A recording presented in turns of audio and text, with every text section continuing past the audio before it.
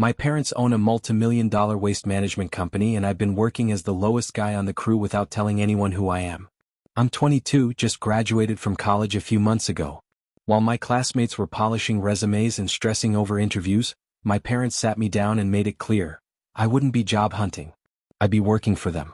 They run a massive waste management company like citywide contracts, fleet of trucks, recycling centers, the whole deal. It's their legacy and they want me to take over someday. But they also made it clear I wouldn't be jumping into some cushy office role with a fancy title. If I was going to lead the company, I had to understand it from the ground up. Fair enough. I actually respected that. So I started at the very bottom. One day I was on a truck hauling trash bins in the rain, the next I was elbow deep in recyclables at the sorting center. I never told anyone who I was.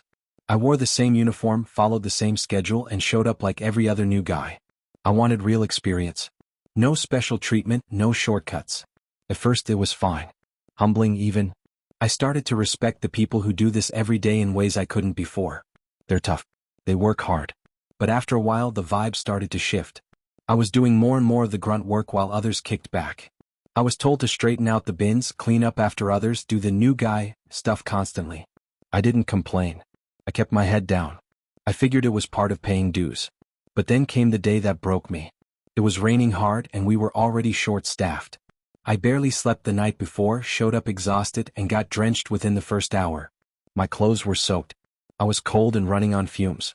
Still, I pushed through most of the shift until one of the senior guys, Ron, decided he was done. He dumped the rest of his tasks on me and said, "You're the new guy, you handle it." I gotta leave early. I snapped. Politely but firmly, I told him no, I wasn't doing his work. I was done letting people pile on just because they outranked me. He stared at me like I'd grown a second head. Then with a smirk he said, "Careful. Management might not like it if I start talking about your attitude."